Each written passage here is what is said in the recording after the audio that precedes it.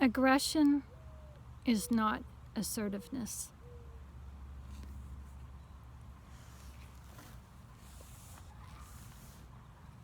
When you are dealing with somebody who has been traumatized, when you yourself have been traumatized, you will be easily triggered. And those triggers, if you're not on top of it, if you're not aware, then those triggers just can seemingly come out of the blue, but they don't come out of the blue. There are key factors that let you know when someone is triggered or when you're about to be triggered. So I'd like you to be mindful of that. I got glare on my eye glasses for some reason.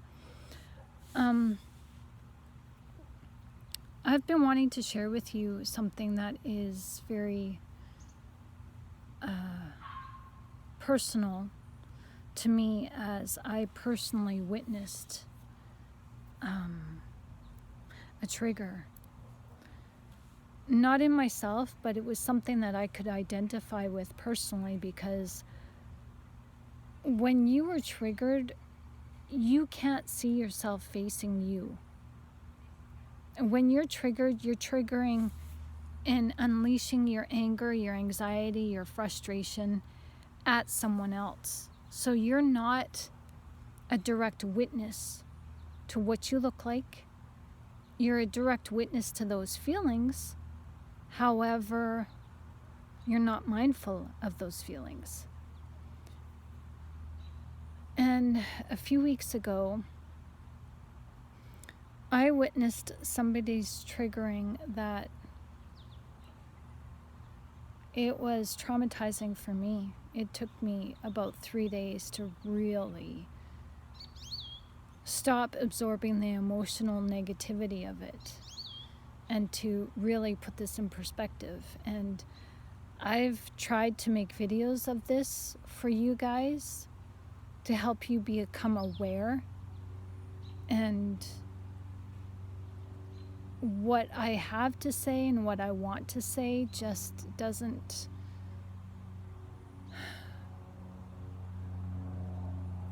come out right, because I want to remain respectful to the other people. But yet, the more I think about this, the more I wasn't respected.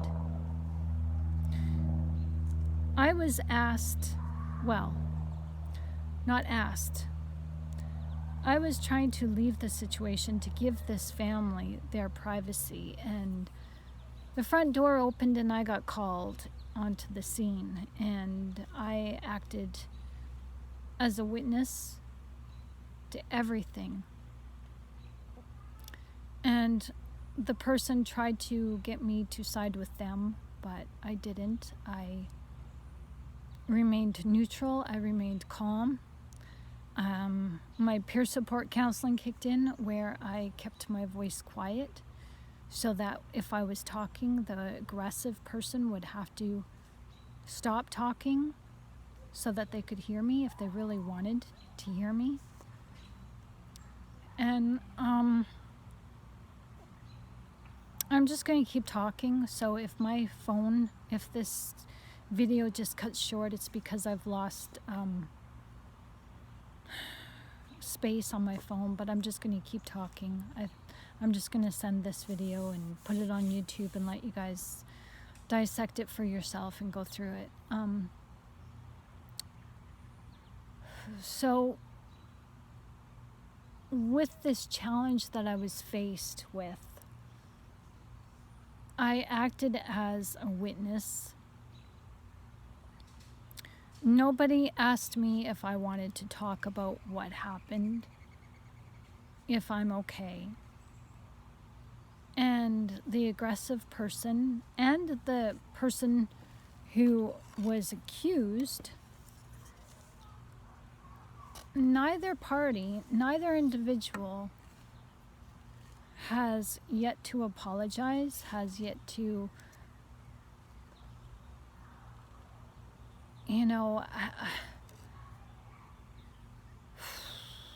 I'm still reeling, because when there's empathy involved, and I've done this myself when I was triggered, so I'm trying to ask myself and try to figure out, was this a trigger?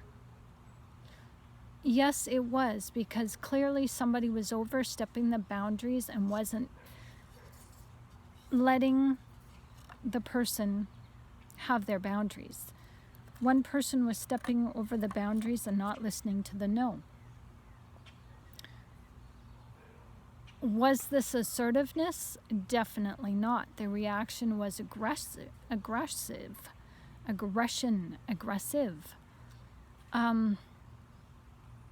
The person who had their boundaries disrespected felt it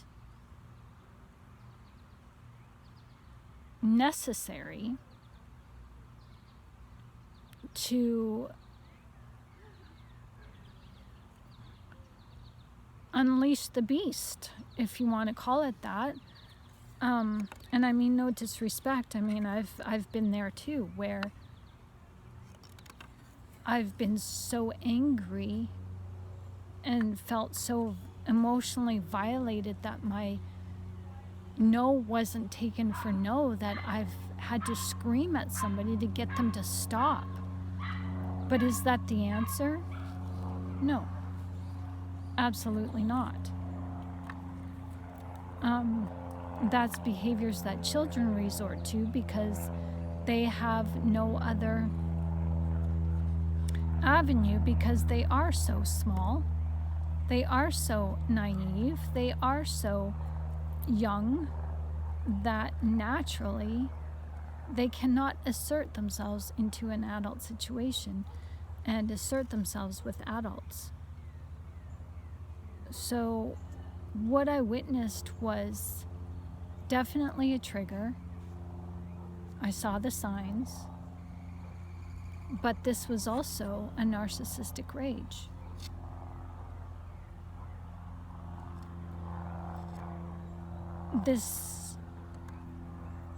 The parties involved definitely do not know how to communicate.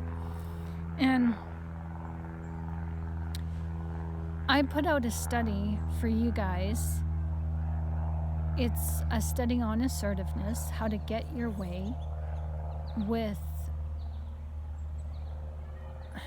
your integrity intact and getting your needs met in front of a toxic person in a specific way that's non-aggressive, non-combative. And I'll put the link to that in the description of this video. I have to say I learned a lot, because in discovering myself and going through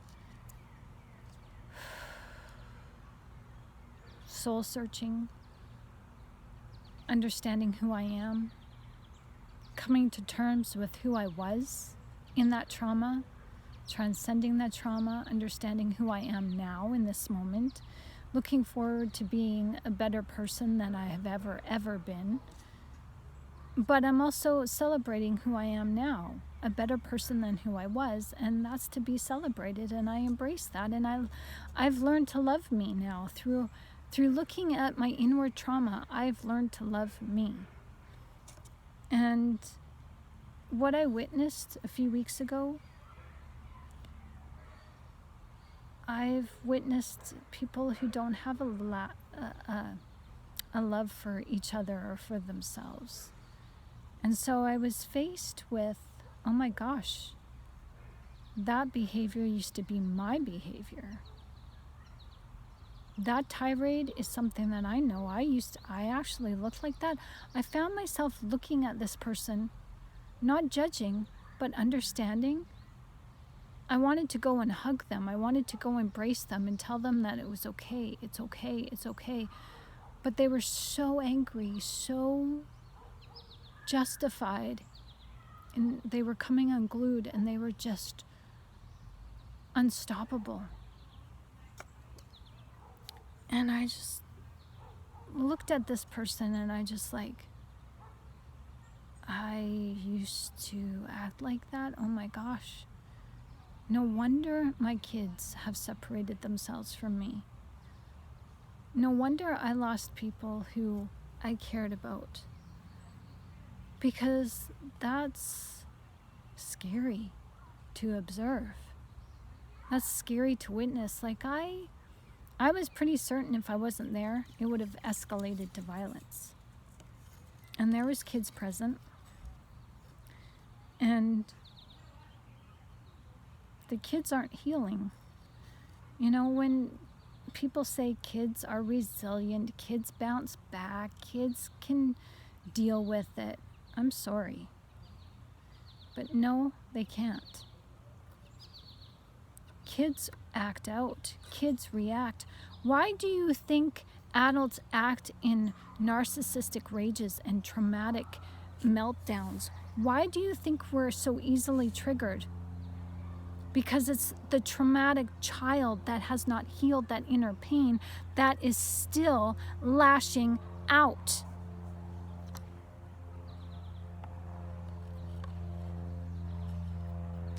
And I find it very surprising that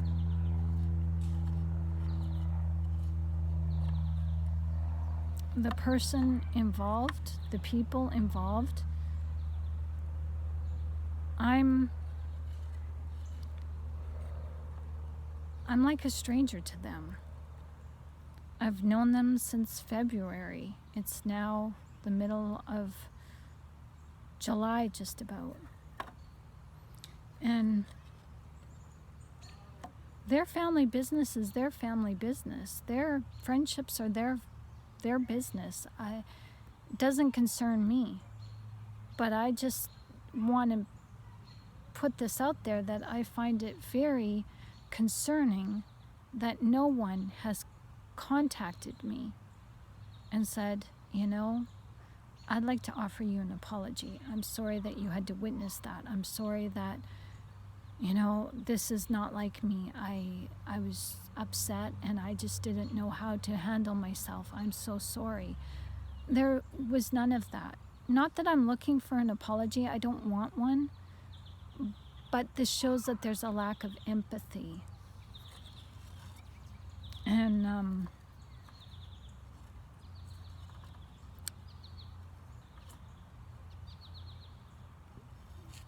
you know, we talk a lot about how when you're dealing with somebody who is narcissistic, whether it's a narcissistic personality disorder, diagnosed or undiagnosed, or it's just narcissism, which is just behavioral traits that are not as prevalent as the personality disorder itself.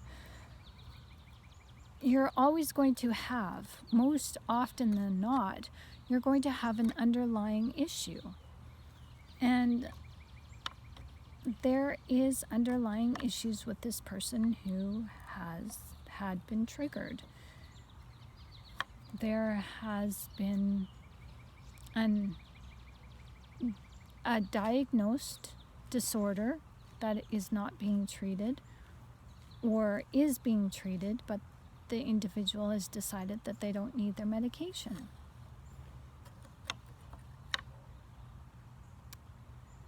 I don't think people are taking this narcissism seriously as it should be. This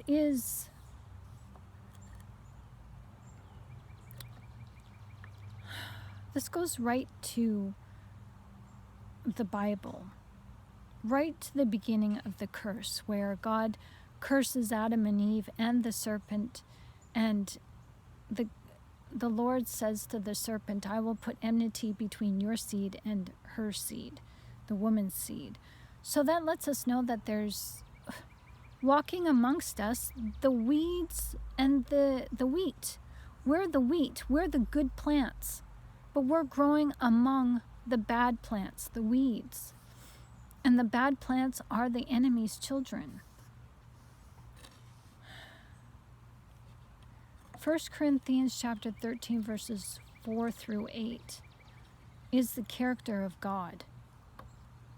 And that's what we're supposed to emulate our lives after. Love.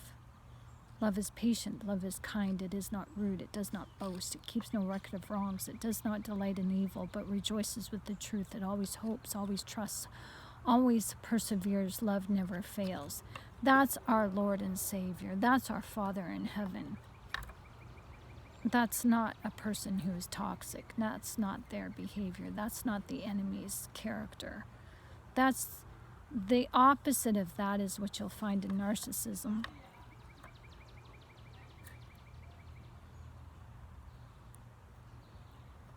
And I went for a walk last night, and I was just thinking about myself and how far I've come and how humbled I am. And, this has been a real challenge to get over myself, to heal my inner trauma. And according to a family member of mine, I was born 2 months premature and I had to have a blood transfusion. So I talked to God about the blood transfusion because knowing what I know about the spiritual aspect of life in the blood, if we're not allowed to eat meat that has the life blood in it, like, raw meat, then we're not supposed to be having blood transfusions, because even though it saves lives, but at what cost? I started thinking about the blood transfusion. If I had a blood transfusion, what that would mean. Okay, so I've always told you guys, I've got fragmented memories. I've got feelings that are there that trigger, that I respond to, but I have no memories. Well, could that have something to do with the life that's in the blood? Your cells contain memories. So could it be that I carried the memories, the feelings, the characteristics of somebody else in my blood right from when I was born, and I adopted that as my own? I mean, I have memories of my childhood. My mom was not a nice woman. She was an alcoholic, and so everything that I went through with her, I do have memories of. But they talk about how people who have heart transplants have memories of the donor. So I asked God about that last night, because 21 years ago, when I had my youngest child, I almost died, and I bled out. And I lost about 1,000 cc's of blood, and I was supposed to have a blood transfusion, but God kept me strong so that I could sit up and nurse my baby, and the doctor said, I'm going to go ahead and cancel this transfusion because you're sitting up nursing your child. That's strength right there. I showed a will to live, and God helped me through that, and so I was thinking about that last night. So I was just like, God, okay, when I was born, I had a blood transfusion. But then when I gave birth to my youngest child, I almost bled out and died, and you saved me. And I was stopped from having a blood transfusion. So it's like, at that time, I was praying to God to save me. And still I wouldn't consider myself saved back then. I mean, I knew of God. I was reading the Bible, but I wasn't living the repentant lifestyle yet. And God shared with me that I was bleeding out not just my own blood, but the blood that was circulating in my body since the time I was born. The transfused blood that had to leave my body. And my body had to make new blood. Blood that was my own. And so now I could take responsibility for my life and my sins that I committed, because I was trying to take responsibility for someone else's sins that they committed as their blood ran through my veins.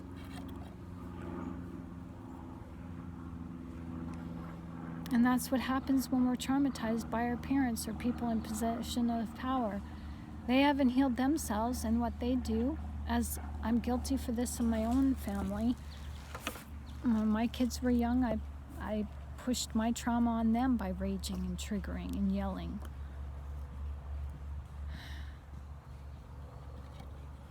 And that's what parents do.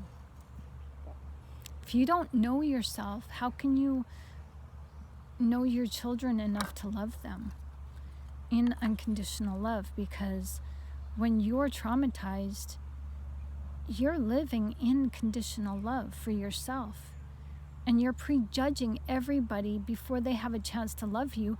You're prejudging everybody by the prejudgments and the judgments that other people put on you, and the judgments and prejudgments that you put on yourself. And you're responding to those prejudgments. You're responding to those judgments you put on yourself by projecting your anger onto somebody when all they're guilty of is loving you. Children, all they do is love you.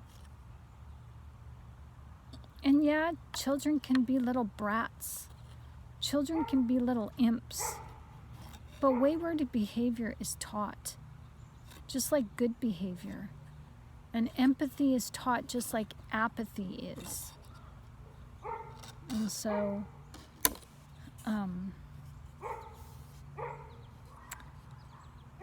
I just want to make it clear that aggression is not the same as being assertive. You may think that if you're assertive in your triggering, no, it's aggression. You can say, oh yeah, I showed them, I told them, I gave them a tongue wagging, I told them. No, that's aggression, and you still need work to do. Assertiveness helps you to retain your self-respect. And let me tell you, there's no self-respect when you're triggered. None.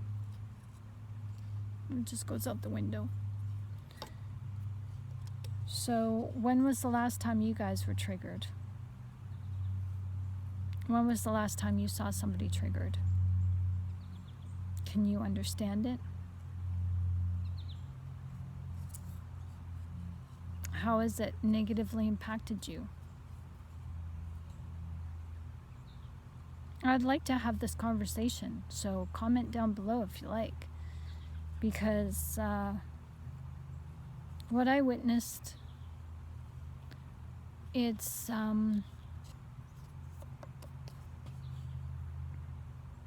put me in my place in a way of, I can't trust this person.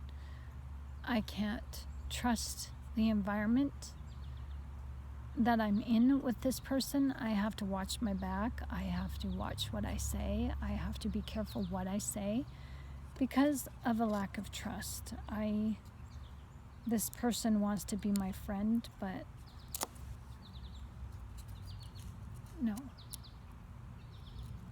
I can be loving and kind and nurturing to them as God is loving, kind, nurturing to me, but I know myself.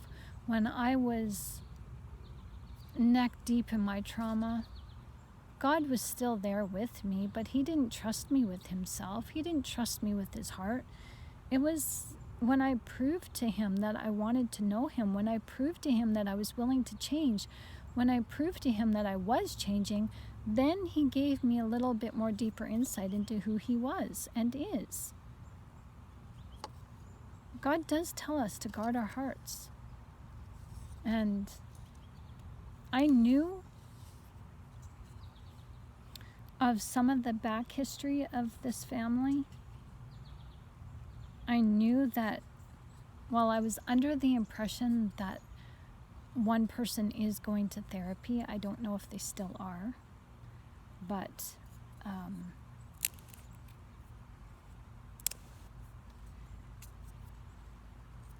this therapy has been years and years and years and years. And if you are going to therapy, it shouldn't take years and years and years and years and years. You have to work on yourself. You cannot rely on the therapist to do the work for you. And many people think that just because they talk with the therapist or they talk with the counselor like myself, that's good enough. No, when I'm telling you this now, when you enlist my help, I expect you to do the work and I will call you on it. Nobody gets a free pass in life. I didn't get a free pass. And therapy does help. But if you're not willing to look at and address your own problems and your trigger points and the problematic areas in your heart and your mind, and really look at your feelings and really delve in deep, therapy's not going to help you. Therapy is just a gab session where, yeah, talk therapy helps, but if all you're going to do is talk some more, and nothing gets done about it, well then, that's an exercise in futility, is it not? So, there comes a time when talking has to stop. And you have to start acting upon those thoughts, acting upon the meaning of the things that you say, and really taking them to heart and journaling your feelings and emotions and your memories and your experiences, and really delving deep and asking yourself these questions of, why am I feeling like that? Why did I trigger? Why did I yell at my spouse? Why did I yell at my children over spilled milk? Why am I feeling frustrated, like I want to pull my hair out? Where is this depression coming from? Why do I have fragmented memories? Why do I have memories of my mom yelling at me? Why do I have memories of my mom abandoning me? Like, ask yourself these things. You're safe. Your feelings are your feelings. But they don't control you. You are in control of your feelings. You get to say, enough is enough.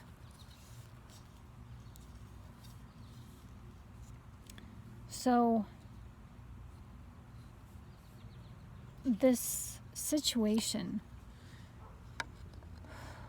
with this family is not over. Because, like I said, it traumatized me for 2 to 3 days. And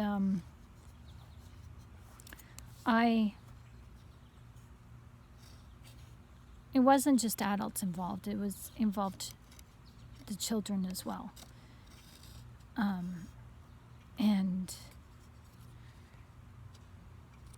that's what I'm doing a study now. This has prompted me as I felt God tell me to study this and study the problem areas of childhood trauma in children, because I exhibited in foster homes, I exhibited trauma, but there was nobody to help me. I was just ignored. And these children that witnessed their parent trigger,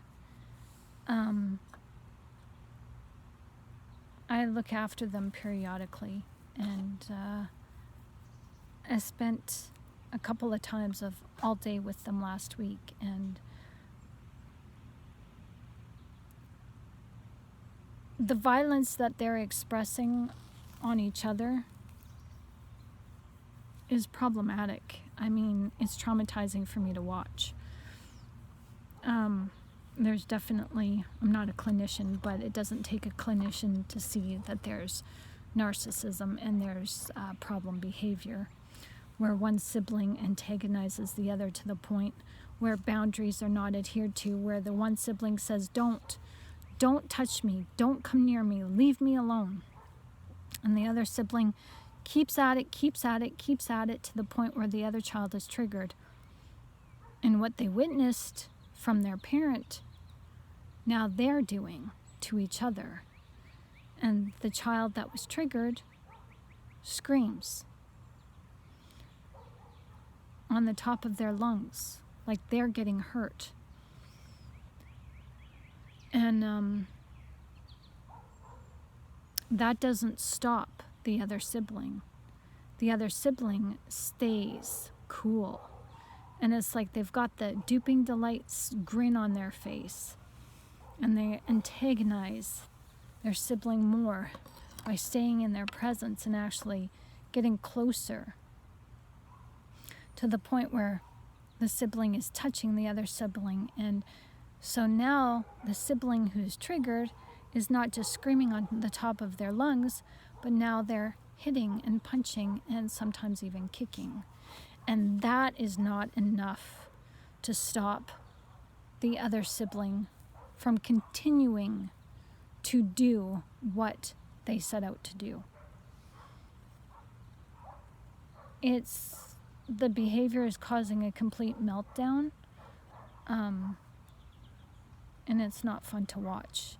And so in separating the siblings, I tried to talk with them and tried to tell them that, hitting and punching and screaming is not the answer. And I scolded the one sibling who was triggering the other sibling, and they just try to gaslight. And so it's like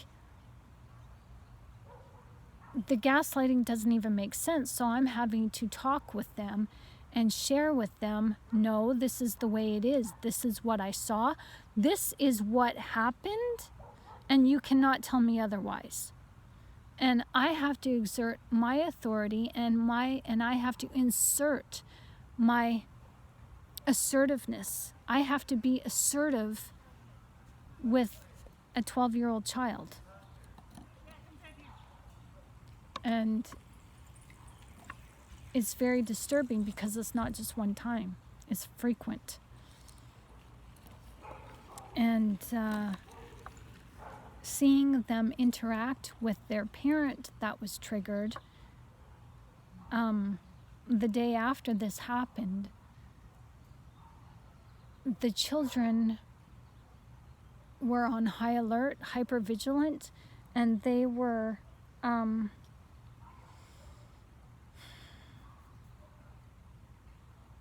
they acted elated in the way of toxic happy in order to please their parent so that they didn't get yelled at. You could clearly see that. You could clearly see it. And, everybody acted like everything was fine, but under the surface there's this bubbling tension. And so the kids were having to monitor their mannerisms and try to please their parent and be pleasing to their parent in order to prevent their parent from exploding, because you could tell the parent was still bubbling. I tried to talk to the parent, a few hours after this happened, and they wouldn't talk to me. It took days. And I just let the parent come to me, and they talked and they shared with me some private stuff. And it makes it understandable why this triggering happened, but it doesn't excuse the behavior. Triggering is not impressive. It's what we do, but we're responsible for it. We're responsible to change our bad behavior. Just because someone hurt us, just because someone hurts us, we have the option to leave. We have the option to look for an exit door and leave and say, excuse me, I don't want to talk about this right now. Please respect my no. I am respectfully leaving the conversation right now. we don't have to stand there and take it. And so I'm learning as we go along with these videos that I share. I'm learning not just my own healing process, but everybody has their own healing process. But I'm understanding and I'm seeing different aspects to trauma that I couldn't see because I was neck deep in my own trauma. But also everybody deals with trauma differently. So you're going to see narcissistic trauma different in other people and even in yourself. So don't compare yourself to other people. Do not. You work out your own pain your way. You heal the way that's best for you. You take information, and if it resonates with you, use it. Whatever other information that doesn't work for you, don't use it. And I'm learning that there's more to this narcissism stuff, and it's very extremely, very, very, very, very complicated. It's been used as a coffee table term, and there's so many layers to this, because when you're dealing with somebody who has narcissistic personality disorder, you're definitely dealing with someone who also expresses, could be PTSD, complex PTSD. I'm going to say this, every narcissist, because they have had a traumatic childhood, they're dealing with symptoms of trauma just like we are. Just like we who have been the targets of narcissists, they're dealing with trauma just like us. So yeah, there is the narcissistic rage. They get triggered just as much as we do.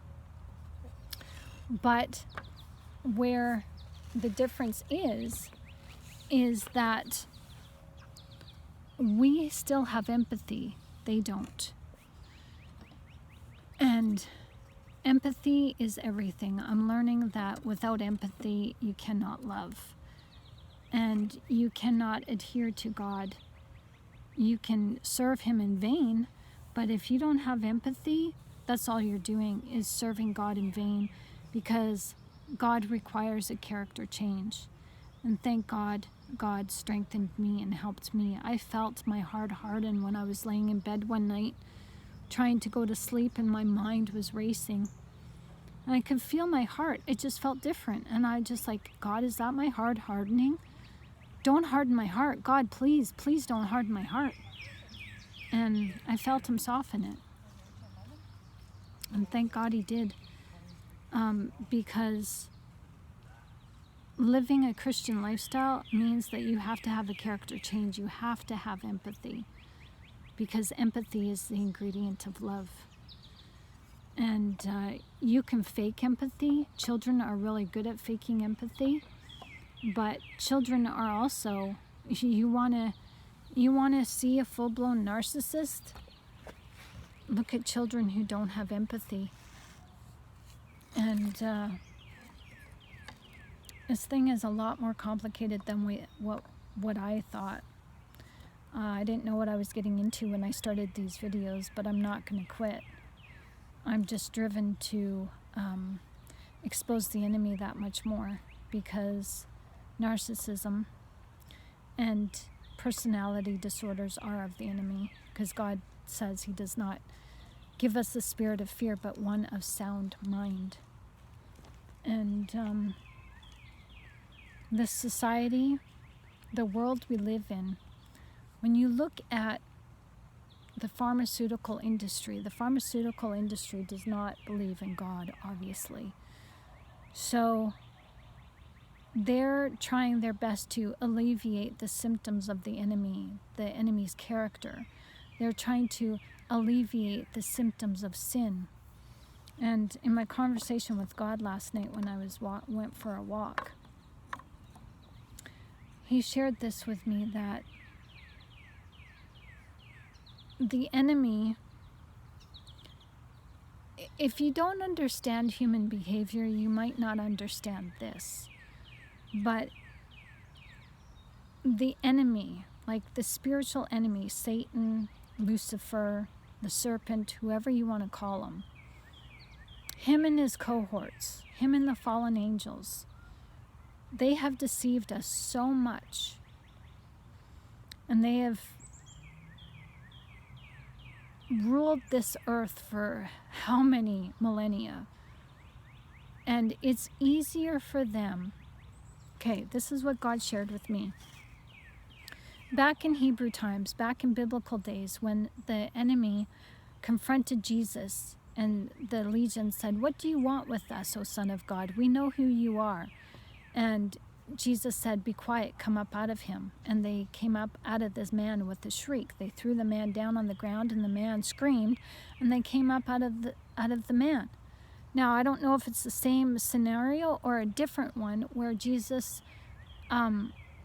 was confronted by a legion of demons, and they said, "We don't want to go to the abyss, put us in these pigs." And the pigs jumped over the cliff into the water. So what does that tell you? We're not rebuking the enemy because we have been living a watered down faith, and our faith is hiding behind the lies of the enemy.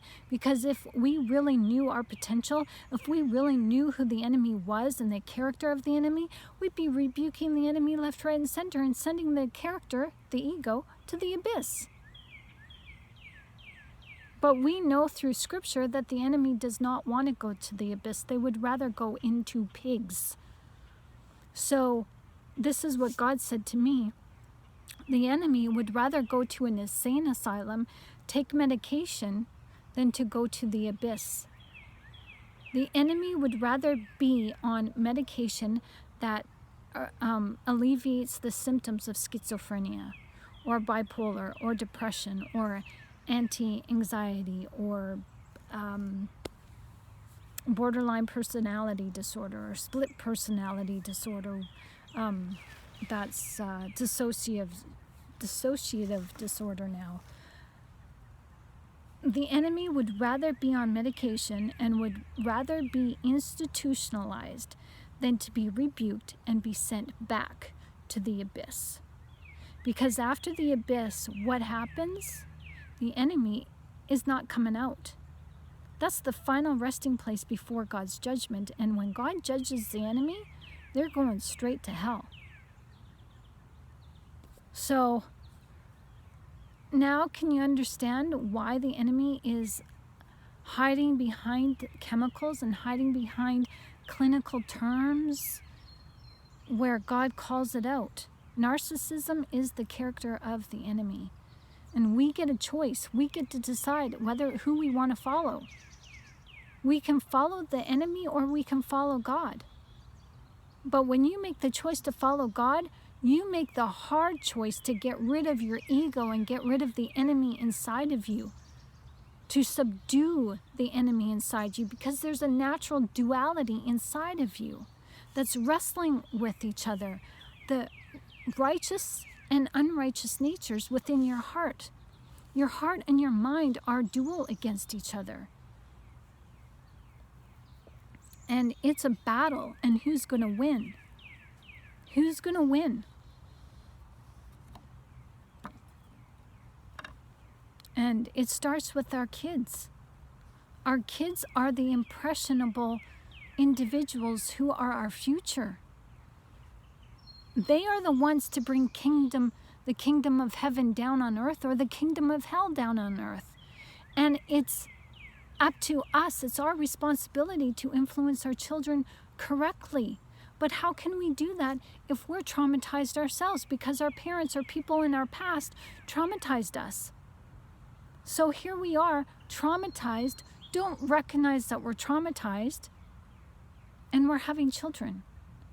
And we're unleashing our trauma on our children and imprinting them with our trauma, and we're creating their own trauma by creating trauma on them by bullying them and forcing them to do things that they shouldn't be doing. So Thanks for listening. So if there's behaviors, patterns in children, I'm telling you, know your Bible. Know what the spiritual fruit is. Read Galatians chapter 5 and 6. Memorize it. Memorize the book of Timothy. Read the books of John, and you will see the character of the enemy in yourself, in other people, and in your children. And if you see problematic behavior in a child or in your child, what's it cost you to get them help? What does it cost you to pray for them? But what does it cost you to get them help and let them see a professional where they can talk to somebody professionally? I'm not saying to put them on medication. That's between you and God, whether you want to put your child on medication or not.